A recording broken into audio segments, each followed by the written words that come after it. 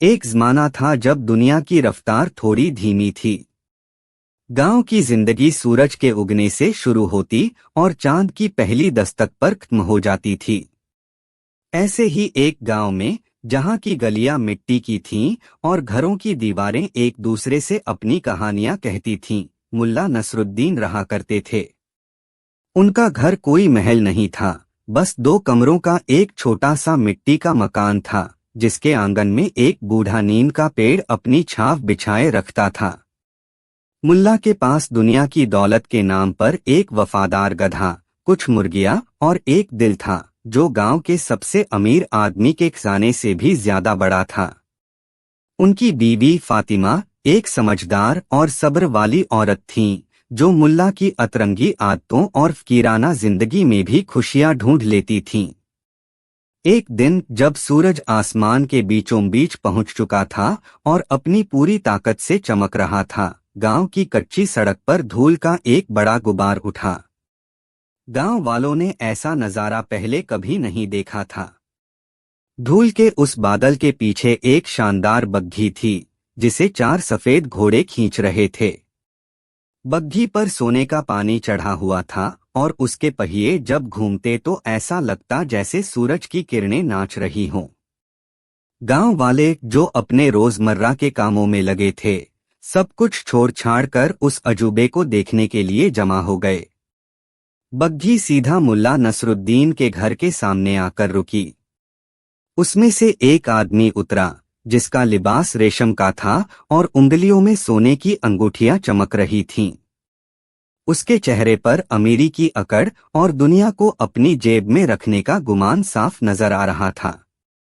उसने अपनी नजरों से मुल्ला के छोटे से घर को ऐसे तौला, जैसे कोई जौहरी नकली पत्थर को परख रहा हो। मुल्ला उस वक्त अपने गधे से बातें कर रहे थे, उसे दुनिया की नासमझी के किस्से सुना रहे थे। बग्घी को देखकर और उस अमीर आदमी को अपने दरवाजे पर पाकर उन्हें कोई हैरत नहीं हुई। वह अपनी जगह से उठे, अपनी पुरानी सी अचकन को ठीक किया और मुस्कुराते हुए आगे बढ़े। पहचाना मुझे, नसरुद्दीन? उस आदमी ने अपनी आवाज में थोड़ी अकड़ घोलते हुए पूछा। मुल्ला ने उसकी आंखों में झांका, जहां यादों की परछाई से ज्यादा दौलत की चमक थी। फिर भी मुल्ला की नजरें तेज थीं। उन्होंने उस चेहरे पर बचपन की एक धुंधली सी लकीर पकड़ ली। करीम? क्या तुम करीम हो? अरे, तुम तो बिल्कुल बदल गए हो। मैं तो तुम्हें पहचान ही नहीं पाया। करीम के चेहरे पर एक हल्की सी मुस्कान आई, जिसमें दोस्ती से ज्यादा खुद को बड़ा दिखाने का भाव था। हाँ, मैं करीम ही हूं। वक्त ने बहुत कुछ बदल दिया है, नसरुद्दीन। मैं एक बड़े शहर का बहुत बड़ा सौदागर बन गया हूं। बस यहां से गुजर रहा था तो सोचा, अपने पुराने दोस्त से मिलता चलूं। आज रात तुम्हारे यहां रुकने का इरादा है। यह कहते हुए करीम ने एक बार फिर मुल्ला के घर को नफरत भरी निगाहों से देखा, जैसे कह रहा हो, तुम्हारी किस्मत में तो यही मिट्टी का घर लिखा था, और मेरी किस्मत देखो, सोने के महलों में रहती है। मुल्ला का दिल बहुत बड़ा था। उन्होंने करीम के मन का भाव पढ़ लिया था, लेकिन उनके चेहरे पर वही पुरानी गर्मजोशी से भरी मुस्कान बनी रही। उन्होंने आगे बढ़कर करीम को गले लगा लिया। अरे, यह तो मेरी खुशकिस्मती है। मेरा घर आज तुम्हारे आने से पाक हो गया। मेहमान तो भगवान का रूप होता है। अंदर आओ, अंदर आओ। फातिमा दरवाजे के पीछे से यह सब देख और सुन रही थीं। उनके माथे पर चिंता की लकीरें उभर आईं। घर में आज रात के खाने के लिए बस थोड़ी सी दाल और 2 रोटियों का आटा था। इतने बड़े और अमीर मेहमान की खातिरदारी कैसे होगी? मुल्ला करीम को अंदर ले आए और आंगन में पड़ी एकमात्र चारपाई पर बिठाया। करीम ने चारपाई पर बैठने से पहले उसे अपने रेशमी रुमाल से साफ किया। उसकी हरकतों से लग रहा था कि उसे यहाँ की हर चीज से घिन आ रही है। फातिमा, अरे ओ फातिमा, देखो तो कौन आया है। हमारा पुराना दोस्त करीम, आज हमारे घर ईद का चांद उतरा है। जाओ, मेहमान के लिए ठंडा शरबत बनाकर लाओ, मुल्ला ने ऊंची आवाज में कहा। फातिमा बेचारी क्या करती। घर में शक्कर के नाम पर कुछ गुड़ की डलियां थीं और नींबू का तो सवाल ही नहीं था।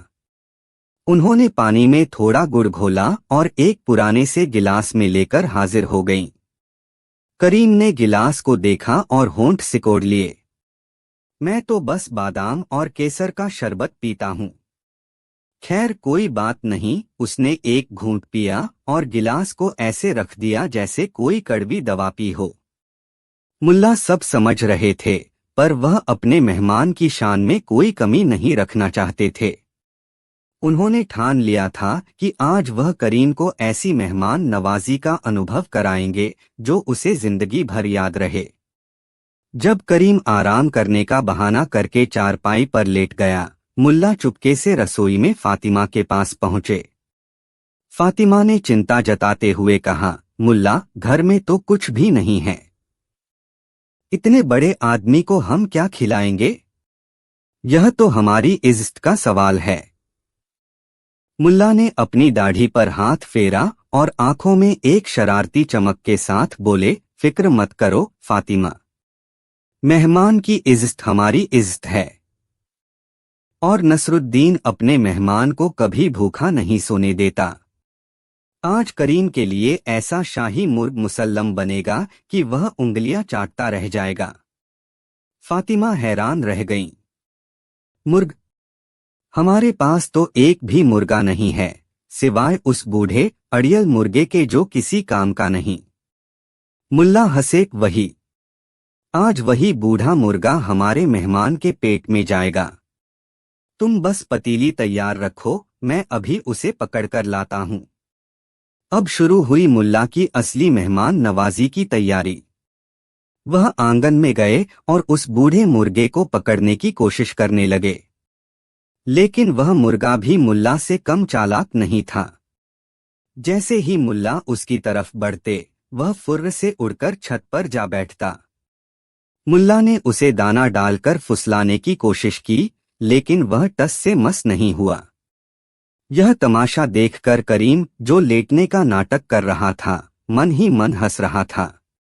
एक मुर्गा तो इससे पकड़ा नहीं जा रहा और मेरी मेहमान नवाजी करेगा। मुर्गे को पकड़ने की कोशिश में पूरा गांव मुल्ला के घर के आसपास जमा हो गया। बच्चे तालियां बजा रहे थे और बड़े लोग मजा ले रहे थे। आखिरकार काफी दौड़ धूप और मेहनत के बाद मुल्ला ने अपने पड़ोसी के बच्चे की मदद से उस मुर्गे को पकड़ ही लिया। वह पसीने में तरबतर थे, लेकिन चेहरे पर एक विजेता वाली मुस्कान थी। अब दूसरी समस्या थी, शाही खाना बनाने के लिए मसाले, घी और सब्जियां कहां से आएंगी।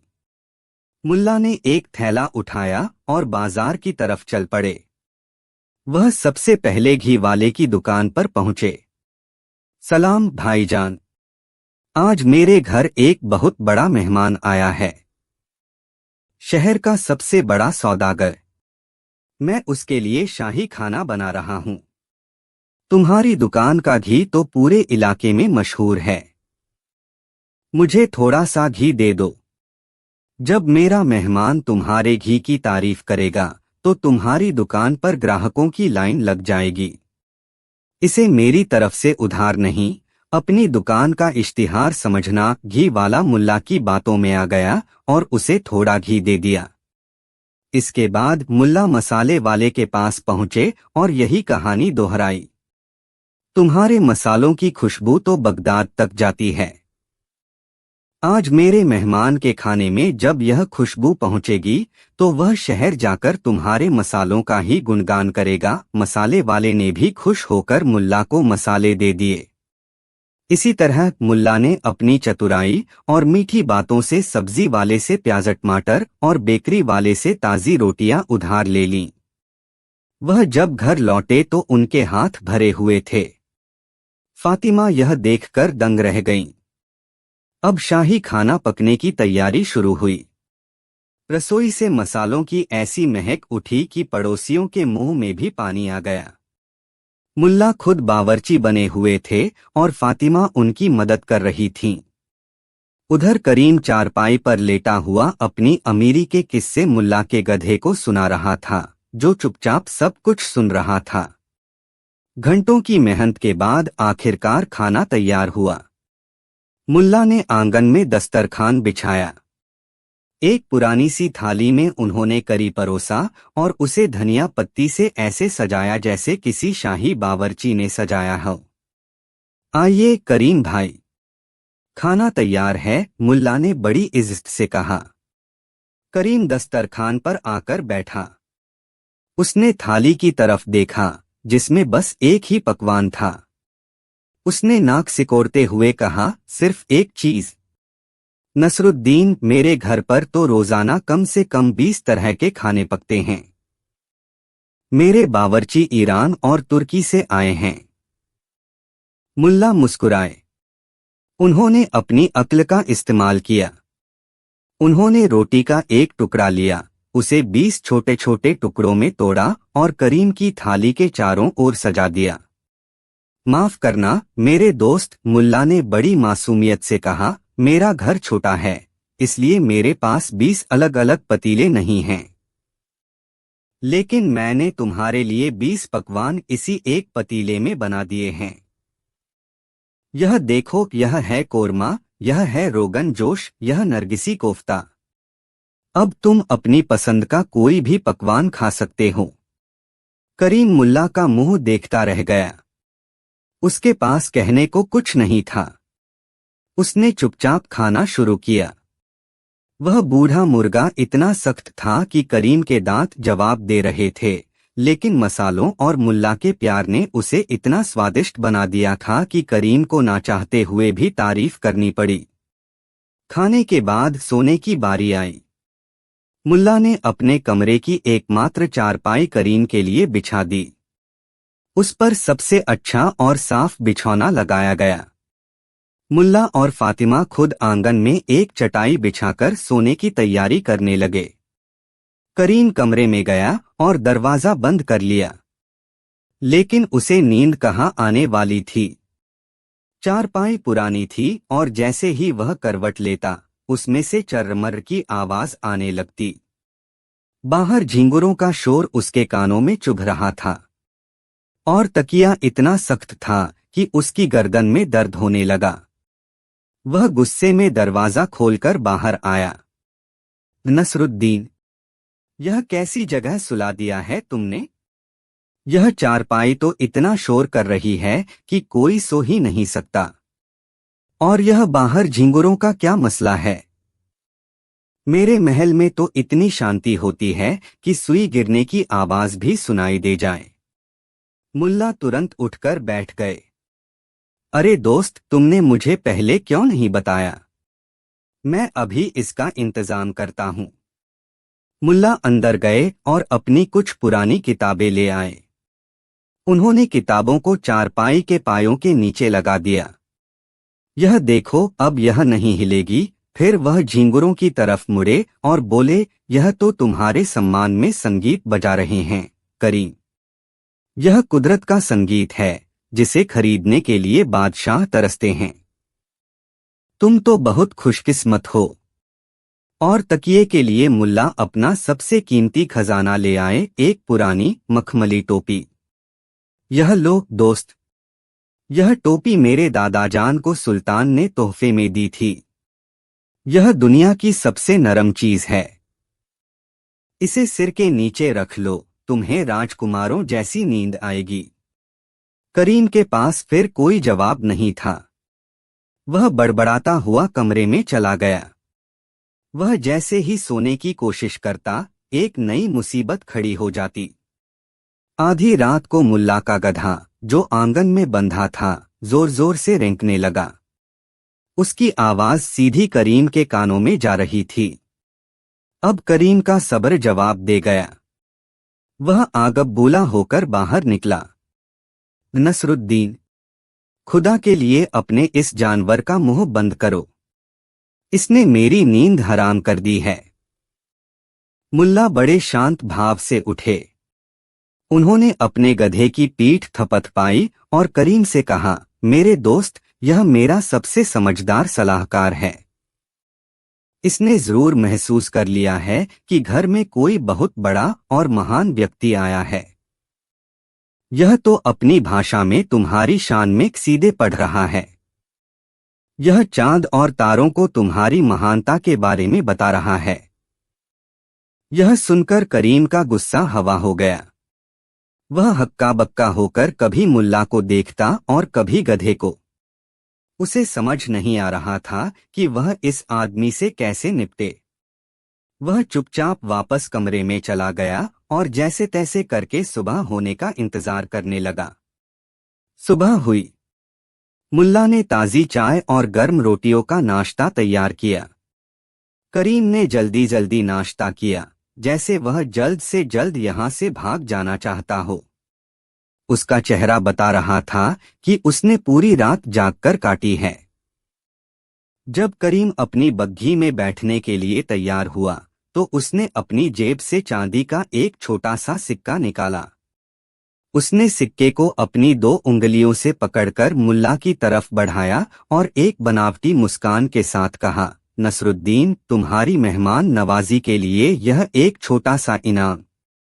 मुझे पता है कि तुम्हारे लिए यह बहुत बड़ी रकम होगी। यह मुल्ला के सब्र का आखिरी इम्तिहान था। मुल्ला ने उस चांदी के सिक्के को देखा, फिर करीम के चेहरे को देखा, जिस पर दौलत का घमंड नाच रहा था। मुल्ला ने सिक्का नहीं लिया। उन्होंने शांति से अपनी जेब में हाथ डाला और एक छोटा चिकना सा पत्थर निकाला। करीम, मेरे दोस्त, मुल्ला की आवाज में अब एक गहरी संजीदगी थी। कल जब तुम मेरे दरवाजे पर आए तो तुम मेरे मेहमान थे, और मेहमान खुदा का भेजा हुआ तोहफा होता है। मैंने तुम्हें वह सब कुछ पेश किया जो मेरे पास था, मेरा खाना, मेरा बिस्तर, मेरे घर का सुकून और मेरी इज्जत। यह मेरी मेहमान नवाजी थी। इसकी कोई कीमत नहीं लगाई जा सकती। उन्होंने आगे कहा, तुम्हारा यह सिक्का, इसकी एक कीमत है। इससे तुम बाजार में खाना खरीद सकते हो, लेकिन वह प्यार नहीं खरीद सकते जिससे वह पकाया गया हो। इससे तुम नरम बिस्तर खरीद सकते हो, लेकिन वह सुकून भरी नींद नहीं खरीद सकते जो एक साफ दिल और सच्ची मेहनत के बाद आती है। तुमने मेरे घर को उसके आकार से नापा, मेरे खाने को उसकी गिनती से परखा और मेरी मेहमान नवाजी को इस सिक्के से तौल दिया। मुल्ला ने वह पत्थर हवा में उठाया। यह पत्थर देखो करीम, यह मेरी मेहमान नवाजी की तरह है। तुम्हारी नजरों में यह बेकार है, इसकी कोई कीमत नहीं है, लेकिन मेरी नजर में यह जमीन की तरह है, सादा, ठोस और असली। तुम अपनी चांदी अपने पास रखो, मैं अपना यह पत्थर अपने पास रखूंगा। यह मुझे याद दिलाएगा कि दुनिया की सबसे बड़ी दौलत वह दिल है जो बिना किसी कीमत की उम्मीद किए देना जानता है। करीम पर जैसे बिजली गिर गई। उसके चेहरे से घमंड का नकाब उतर गया। पहली बार किसी ने उसकी दौलत को इस तरह आईना दिखाया था। उसकी नजरें शर्म से झुक गईं। उसने मुल्ला के चेहरे को देखा, जहां कोई गुस्सा नहीं, बस एक गहरी समझ और शांति थी। उसने उन गांव वालों को देखा जो दूर खड़े यह सब देख रहे थे और उनकी आंखों में मुल्ला के लिए बेपनाह इज्जत थी। उसे महसूस हुआ कि वह अपनी दौलत की बग्घी में बैठकर भी कितना गरीब है और मुल्ला इस मिट्टी के घर में रहकर भी कितना अमीर है। उसने चुपचाप अपना चांदी का सिक्का वापस अपनी जेब में रख लिया। बिना एक शब्द कहे वह अपनी बग्घी में बैठा और कोचवान को चलने का इशारा किया। बग्घी धूल उड़ाती हुई गांव से दूर चली गई। मुल्ला नसरुद्दीन उसे तब तक देखते रहे जब तक वह आंखों से ओझल नहीं हो गई। फिर वह मुस्कुराए और घूमकर अपने छोटे से प्यारे से घर के अंदर चले गए, अपनी असली दौलत के पास, जहां फातिमा और उनका वफादार गधा उनका इंतजार कर रहे थे। अनातोलिया के पठारी इलाके में, जहां इतिहास की परतें जमीन की परतों से भी ज्यादा गहरी थीं। अकशहर नाम का एक शहर आबाद था। यह शहर सिर्फ पत्थर और गारे का बना एक ढांचा नहीं, बल्कि कहानियों, परंपराओं और इंसानी जज्बातों का एक जीता जागता समंदर था। इसकी तंग गलियां ऐसी थीं जैसे किसी ने कागज पर स्याही से लकीरें खींच दी हों, और इन गलियों में सुबह का पहला उजाला किसी शर्मीली दुल्हन की तरह धीरे धीरे कदम रखता था। शहर के बीचों बीच एक विशाल बाजार था, जो इस शहर का धड़कता हुआ दिल था। यहाँ की हवा में मसालों की तेज महक, इत्र की मीठी खुशबू, ताजे फलों की ताजगी और चमड़ा कमाने की तीखी गंध एक साथ घुली मिली रहती थी। इसी बाजार की रौनक में सबसे बड़ा हिस्सा हाजी कासिम की नानबाई की दुकान का था। हाजी कासिम सिर्फ एक नानबाई नहीं था, वह एक कलाकार था, और उसकी कला थी रोटी बनाना। उसकी दुकान बाजार के सबसे प्रमुख चौराहे पर थी, और उसकी चिमनी से 24 घंटे उठता धुआं इस बात का ऐलान करता था कि शहर का सबसे बेहतरीन कारीगर अपनी कला का प्रदर्शन कर रहा है। कासिम की रोटियां महज पेट भरने का जरिया नहीं थीं, वे एक अनुभव थीं। सुनहरे रंग की, ऊपर से हल्की करारी और अंदर से रुई के फाहे की तरह नरम।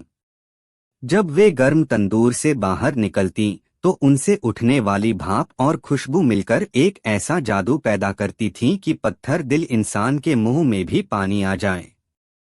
लोग कहते थे कि हाजी कासिम के हाथों में कोई बरकत है, लेकिन वे यह भी जानते थे कि उसके दिल में कंजूसी का एक गहरा समंदर है। कासिम जितना बेहतरीन कारीगर था, उतना ही बड़ा मक्खी चूस भी। दौलत उसके लिए खुदा थी और सिक्के उसकी इबादत। उसका दिन दुकान के गल्ले में रखे सिक्कों को गिनने से शुरू होता और रात को उन्हें दोबारा गिनकर खत्म होता। उसने शहर के सबसे अमीर इलाके में एक आलीशान हवेली बनवाई थी, लेकिन रहता दुकान के ऊपर बनी एक छोटी सी घुटन भरी कोठरी में था, ताकि हवेली का रखरखाव का खर्च बच सके। उसके पास रेशम के महंगे लिबास थे, लेकिन वह हमेशा एक ही पुराना और रिमेंडन लगा चोगा पहनता था। वह अपनी दुकान के बाहर एक टूटी हुई बेंच पर बैठता और हर आने जाने वाले को शक की निगाह से घूरता। उसकी बाज जैसी नजरें हिसाब रखती थीं कि कौन ग्राहक है और कौन मुफ्तखोर। उसे उन गरीबों, मजदूरों और बच्चों से सख्त चिढ़ थी जो पैसे न होने के कारण उसकी दुकान के पास रुककर सिर्फ रोटियों की खुशबू सूंघकर आगे बढ़ जाते थे। वह अपने मन में कुढ़ता और बड़बड़ाता, चोर कहीं के, मेहनत मेरी, आटा मेरा, लकड़ी मेरी, और ये मुफ्तखोर मेरी रोटियों की आत्मा चुरा रहे हैं। इस खुशबू को बनाने में जो मेरी सांसें लगी हैं, उसका हिसाब कौन देगा? इसी शहर की एक भूली बिसरी गली में, बाजार की चकाचौंध से बहुत दूर, मुल्ला नसरुद्दीन का मिट्टी का घर था। मुल्ला की दुनिया हाजी कासिम की दुनिया से बिल्कुल जुदा थी। उनके पास दौलत के नाम पर एक वफादार गधा, कुछ मुर्गियां और एक ऐसा दिल था जो कासिम की तिजोरियों से भी ज्यादा अमीर था। मुल्ला की जिंदगी सादी थी, लेकिन उसमें संतोष और हास्य की कोई कमी नहीं थी। वह शहर की आत्मा थे।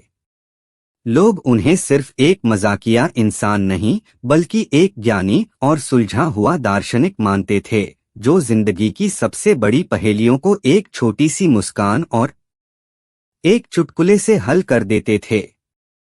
उनकी पत्नी फातिमा एक समझदार और सब्र वाली औरत थीं, जो मुल्ला की फकीरी में भी बादशाहत के मजे लेती थीं। एक दिन की बात है, सूरज आसमान में आग का गोला बना हुआ था। मुल्ला सुबह से ही काम की तलाश में शहर की गलियों की खाक छान रहे थे। उन्होंने एक सौदागर का सामान गधे पर लाद कर गोदाम तक पहुंचाया, एक बुढ़िया के घर की टूटी हुई छत की मरम्मत में मदद की और कुछ बच्चों को कहानियां सुनाकर बहलाया। लेकिन इन सब कामों के बदले में उन्हें जो मिला वह इतना कम था कि उससे पेट की आग बुझना तो दूर, उसे और भड़का रहा था। शाम ढलने लगी थी और दिन भर की मेहनत ने मुल्ला को तोड़कर रख दिया था। उनके पेट में चूहे नहीं, बल्कि भूखे भेड़िए कुलांचे भर रहे थे। अपनी जेब में पड़े चंद सिक्कों को टटोलते हुए वह बाजार की तरफ चल पड़े। वह जानते थे कि इन सिक्कों से कासिम की दुकान की एक रोटी भी नसीब नहीं हो सकती। उन्होंने बाजार के सबसे आखिरी कोने में, जहां गरीब और मजदूर लोग पेट भरते थे, एक छोटी सी दुकान से एक कटोरा मसूर की दाल का शोरबा खरीद लिया। शोरबा गर्म तो था, लेकिन उसमें स्वाद के नाम पर कुछ भी नहीं था, बस उबली हुई दाल का पानी। वह एक बेजान, बेरंग और बेस्वाद तरल था। अब सवाल यह था कि इस बेस्वाद शोरबे को कैसे पिया जाए। मुल्ला ने चारों तरफ नजर दौड़ाई। उनकी नजर हाजी कासिम की दुकान पर जाकर टिक गई। एक शरारती विचार बिजली की तरह उनके दिमाग में कौंधा। उनके होठों पर एक हल्की सी मुस्कान फैल गई। वह अपना कटोरा संभालकर उठे और सीधे कासिम की दुकान के सामने वाली दीवार के पास जाकर तना मारकर बैठ गए। उन्होंने अपनी आंखें बंद कर लीं और एक बहुत गहरी सांस खींची। ताज़ी गर्म रोटियों की वह जानी पहचानी मनमोहक खुशबू उनके नथुनों से होती हुई उनके फेफड़ों में भर गई। यह सिर्फ खुशबू नहीं थी, यह एक एहसास था, मेहनत का, बरकत का और जिंदगी का। आह, जन्नत इसी को कहते होंगे, मुल्ला ने मन ही मन सोचा। फिर उन्होंने एक चम्मच शोरबा अपने मुंह में रखा। जैसे ही बेस्वाद तरल उनकी ज़बान से टकराया, उन्होंने तुरंत एक और गहरी सांस ली और रोटियों की महक को अंदर खींच लिया। यह एक चमत्कार था। खुशबू और शोरबे के उस संगम ने उनके मुंह में एक ऐसा स्वाद पैदा किया जिसकी उन्होंने कल्पना भी नहीं की थी। वह सादा शोरबा अब किसी शाही बावर्ची के बनाए हुए लजीज पकवान जैसा लग रहा था। मुल्ला अपनी इस ख्याली दावत में पूरी तरह डूब गए। वह हर चम्मच शोरबे के साथ रोटियों की खुशबू की एक बाइट लेते। उनकी कल्पना शक्ति इतनी प्रबल थी कि उन्हें महसूस हो रहा था जैसे वह सचमुच उन मुलायम रोटियों के टुकड़े शोरबे में डुबोकर खा रहे हैं। वह उस रोटी की नरमाहट, उसकी गर्माहट और उसकी ऊपरी परत के हल्के कुरकुरेपन को अपनी ज़बान पर महसूस कर सकते थे। वह इस अनुभव में इतने तल्लीन हो गए कि उन्हें अपने आसपास की दुनिया का कोई होश ही नहीं रहा। उधर अपनी दुकान के अंदर बैठा हाजी कासिम, जो हर ग्राहक पर गिद्ध की तरह नजर रखता था, यह सारा नजारा देख रहा था। पहले तो उसे समझ नहीं आया कि मुल्ला कर क्या रहा है, लेकिन जब उसने ध्यान से देखा तो उसकी आंखों में खून उतर आया। उसने देखा कि कैसे मुल्ला आंखें बंद करके मजे ले लेकर उसकी रोटियों की खुशबू से अपने सस्ते शोरबे का स्तर बढ़ा रहा था। उसका चेहरा गुस्से से तमतमा उठा। यह तो दिनदहाड़े डकैती है। यह तो मेरी आत्मा की चोरी है। मेरी मेहनत, मेरा हुनर, मेरा पैसा, सब कुछ यह मुफ्त में लूट रहा है।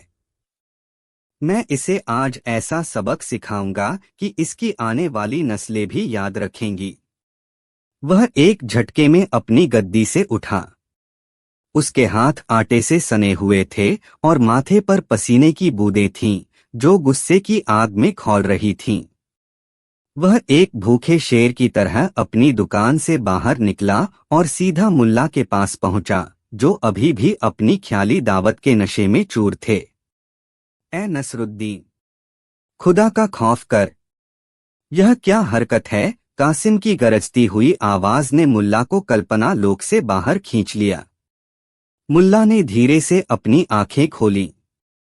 उनके चेहरे पर अभी भी एक गहरी संतुष्टि और शांति का भाव था। सलाम हाजी साहब, आप परेशान क्यों हो रहे हैं? मैं तो बस अपने हिस्से का थोड़ा सा खाना खा रहा हूँ। खाना खा रहे हो या चोरी कर रहे हो, मक्कार कहीं के, कासिम ऐसे चिल्लाया कि आसपास के दुकानदार और ग्राहक भी अपनी अपनी जगह रुककर तमाशा देखने लगे। मुल्ला को बड़ा आश्चर्य हुआ। उन्होंने बड़ी मासूमियत से पूछा, चोरी? हाजी साहब, मैं आपकी कौन सी चीज चुरा सकता हूँ? मेरे हाथ में तो बस यह शोरबे का कटोरा है। तुमने वह चीज चुराई है जो दिखती नहीं लेकिन सबसे कीमती है। कासिम ने अपनी उंगली से अपनी दुकान की तरफ इशारा करते हुए कहा। तुमने मेरी रोटियों की खुशबू चुराई है। तुम यहाँ बैठकर मुफ्त में मेरी मेहनत की महक से अपने इस गंदे शोरबे को शाही दावत बना रहे हो। क्या तुम्हें शर्म नहीं आती? इस खुशबू को बनाने में मेरा पैसा लगा है, मेरी लकड़ी जली है, मेरा पसीना बहा है। तुम्हें इसकी कीमत चुकानी होगी। अब जाकर मुल्ला को पूरा माजरा समझ में आया। उन्हें कासिम की कंजूसी और छोटी सोच पर हंसी भी आई और तरस भी आया। जमा हुई भीड़ भी कासिम का आरोप सुनकर हैरान थी। कुछ लोग जो कासिम के स्वभाव से वाकिफ थे अपनी हंसी को बड़ी मुश्किल से दबा रहे थे, जबकि कुछ लोग कासिम के गुस्से और रसूख से डरकर चुपचाप खड़े थे। मुल्ला ने बहुत शांति और तर्क से जवाब दिया, हाजी कासिम, खुशबू तो हवा की मिल्कियत है। यह तो खुदा की बनाई हुई नेमत है जो बिना किसी भेदभाव के सब तक पहुंचती है। इस पर किसी एक इंसान का हक कैसे हो सकता है? अगर तुम्हारी दुकान से आती खुशबू हवा के झोंके के साथ मेरे नथुनों तक पहुंच गई तो इसमें मेरा क्या कसूर? कसूर है, 100% कसूर है, कासिम और जोर से चीखा। तुम जानबूझकर यहाँ बैठे हो क्योंकि तुम चोर हो। अगर तुम्हारी नीयत साफ होती तो शहर में कहीं और जाकर अपना शोरबा पीते। अब ज्यादा फलसफा मत बघारो और चुपचाप मेरी खुशबू के पैसे निकालो। पूरे 10 चांदी के सिक्के लगेंगे। 10 चांदी के सिक्के। यह रकम सुनकर मुल्ला का सिर चकरा गया। उनकी कुल जमा पूंजी 2-3 सिक्कों से ज्यादा नहीं थी। उन्होंने अविश्वास से कहा, 10 सिक्के? सिर्फ सूंघने के? यह तो सरासर नाइंसाफी और लूट है।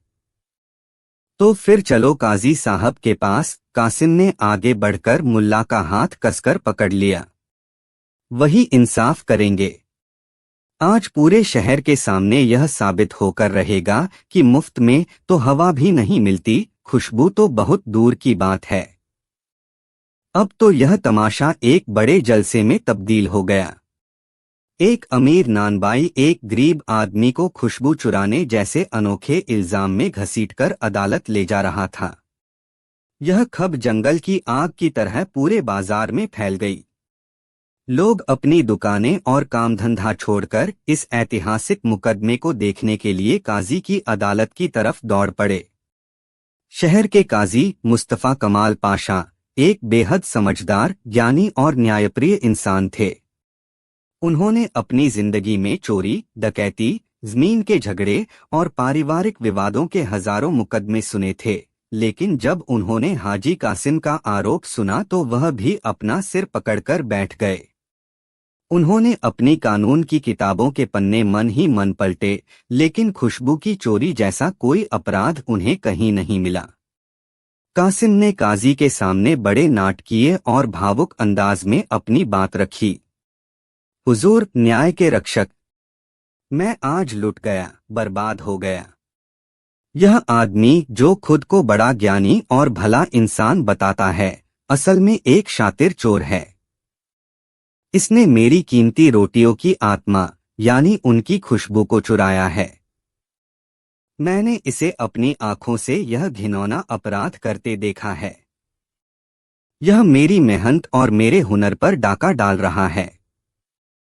मैं चाहता हूं कि आप इसे ऐसी सजा दें जो इतिहास में मिसाल बन जाए और मेरे नुकसान का पूरा हर्जाना दिलवाएं। काजी ने खचाखच भरे हुए अदालत कक्ष पर एक नजर डाली। लोग अपनी हंसी को दबाए रखने की पूरी कोशिश कर रहे थे। फिर उन्होंने मुल्ला की तरफ देखा, जो बड़े शांत और संयमित भाव से खड़े थे, जैसे उन्हें किसी बात की चिंता ही न हो। नसरुद्दीन काजी ने अपनी भारी आवाज में कहा, तुम्हें अपनी सफाई में कुछ कहना है? मुल्ला ने अदब से सिर झुकाया। आलीजाह, जैसा कि मैंने पहले भी कहा, मैंने कुछ भी नहीं चुराया है। मैं तो बस अपना सादा शोरबा पी रहा था। अगर हवा ने हाजी साहब की दुकान की खुशबू को मुझ तक पहुंचाने की मेहरबानी की तो यह कुदरत का काम है, मेरा नहीं। खुशबू किसी की जागीर नहीं होती। यह तो उस फूल की तरह है जो बाग में खिलता है और अपनी महक से हर गुजरने वाले का दिल खुश कर देता है, बिना यह पूछे कि उसकी जेब में सिक्के हैं या नहीं। यह झूठ बोल रहा है हुजूर। यह एक नंबर का मक्कार और बातूनी है। कासिम अपनी जगह से उछल पड़ा। यह अपनी चिकनी चुपड़ी बातों से आपको बहका रहा है। काजी साहब एक बड़ी दुविधा में पड़ गए। उनका दिल और दिमाग कह रहा था कि मुल्ला सही है और कासिम का दावा बेबुनियाद है, लेकिन कानून की कोई भी धारा इस मामले पर लागू नहीं हो रही थी। साथ ही हाजी कासिम शहर का एक अमीर और प्रभावशाली आदमी था। उसे सीधे सीधे नाराज करना भी शहर की शांति के लिए ठीक नहीं था। उन्हें कोई ऐसा हल निकालना था जिससे न्याय की आत्मा भी बची रहे और कासिम का मन भी रह जाए, यानी सांप भी मर जाए और लाठी भी न टूटे। उन्होंने कुछ देर गहरी सोच में अपनी आंखें बंद कर लीं। पूरा दरबार चुपचाप उनके फैसले का इंतजार कर रहा था। फिर उन्होंने आंखें खोलीं और मुल्ला से पूछा, नसरुद्दीन, क्या तुम्हारी जेब में कुछ पैसे हैं? मुल्ला ने अपनी जेबें टटोलीं और उसमें से जो 2-3 सिक्के निकले उन्हें काजी के सामने रख दिया। हुजूर, दिन भर की मेहनत के बाद मेरे पास बस यही दौलत है। काजी कुछ कहने ही वाले थे कि मुल्ला ने उन्हें बीच में ही टोक दिया। एक पल के लिए मुझे माफ करें हुजूर। क्या आप मुझे अपने एक दोस्त से कुछ मदद लेने की इजाजत देंगे? शायद मैं हाजी साहब की मांग पूरी कर सकूं। काजी ने सिर हिलाकर इजाजत दे दी। मुल्ला भीड़ में गए और अपने एक पुराने दोस्त अहमद, जो एक दिलदार सौदागर था, उसके कान में फुसफुसाकर कुछ कहा। अहमद मुस्कुराया और उसने अपनी कमर से बंधी सिक्कों की एक भारी भरकम थैली निकालकर मुल्ला के हाथ में दे दी। मुल्ला वह थैली लेकर वापस काजी के सामने आए। अब सबकी सांसें रुकी हुई थीं। लोग सोच रहे थे कि क्या मुल्ला अपनी हार मानकर उस लालची नानबाई को पैसे देने वाले हैं। हाजी कासिम की आंखों में सिक्कों की थैली देखकर एक शैतानी चमक आ गई। वह अपनी जीभ होठों पर फेरने लगा, जैसे उसे अपना शिकार मिल गया है।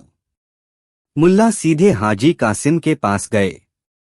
कासिम ने पैसे लेने के लिए अपना हाथ आगे बढ़ा दिया, लेकिन मुल्ला ने उसे पैसे नहीं दिए। उन्होंने थैली को अपने हाथ में मजबूती से पकड़ा और उसे हाजी कासिम के कान के पास ले जाकर जोर जोर से हिलाना शुरू कर दिया। झन झन खन खन झन खन। चांदी के सिक्कों की खनकदार आवाज पूरे दरबार में गूंजने लगी। यह एक संगीत की तरह थी, दौलत का संगीत। मुल्ला थैली को कभी कासिम के दाएं कान के पास ले जाकर हिलाते तो कभी बाएं कान के पास। कासिम इस अप्रत्याशित हरकत से बौखला गया। यह क्या पागलपन है नसरुद्दीन? मेरा मजाक उड़ा रहे हो?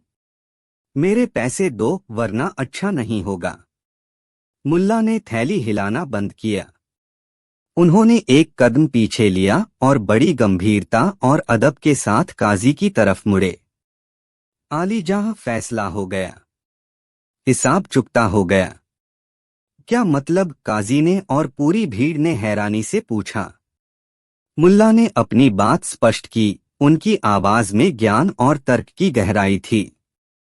हुजूर, हाजी कासिम का दावा है कि मैंने इनकी रोटियों की खुशबू का इस्तेमाल किया है।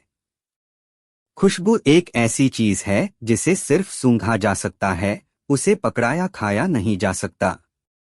यह एक अमूर्त चीज है, एक छाया है, असलियत नहीं। इसलिए न्याय का तकाजा है कि एक अमूर्त चीज की कीमत भी अमूर्त तरीके से ही चुकाई जाए। उन्होंने सिक्कों की थैली की तरफ इशारा किया। मैंने हाजी साहब को इन सिक्कों की आवाज सुना दी है। सिक्कों की आवाज भी खुशबू की तरह ही है, उसे सिर्फ सुना जा सकता है, उससे कुछ खरीदा नहीं जा सकता। यह भी एक छाया है, असलियत नहीं। तो रोटी की खुशबू का दाम, सिक्कों की आवाज, हिसाब बिल्कुल बराबर। यह व्याख्या सुनते ही जैसे पूरे दरबार में बिजली दौड़ गई। एक पल की खामोशी के बाद ठहाकों का एक ऐसा तूफान आया कि अदालत की दीवारें हिलने लगीं। लोग हंसते हंसते एक दूसरे पर गिर रहे थे। खुद काजी मुस्तफा कमाल पाशा भी अपनी शाही कुर्सी पर बैठे हुए अपनी हंसी नहीं रोक पाए। उन्होंने अपनी जिंदगी में हजारों फैसले सुनाए थे, लेकिन इतना सटीक, इतना बुद्धिमानी भरा और इतना मनोरंजक न्याय उन्होंने पहले कभी नहीं देखा था। हाजी कासिम का चेहरा शर्मिंदगी और अपमान से लाल हो गया था। उसकी सारी अकड़, सारा लालच, सारा गुस्सा हवा हो गया था।